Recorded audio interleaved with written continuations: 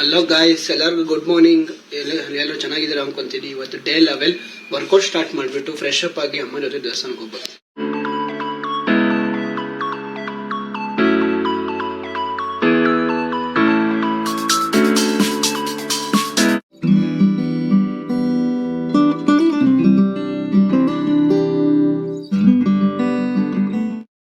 Guys fresh up ಎಲ್ಲ ಮಾಡಿಕೊಂಡು ದೇವಸ್ಥಾನದಿಂದ ಬಂದು ಟಿಫನ್ ಮಾಡಿಕೊಂಡು ಮಧ್ಯಾಹ್ನ ಸಿಗ್ತೀನಿ ಗೈಸ್. ಮಧ್ಯಾಹ್ನ ಆಯಿತು, ಪಿಕ್ಚರ್ ನೋಡ್ಕೊಂಡು ಕೂತಿದ್ದೆ ಗೈಸ್.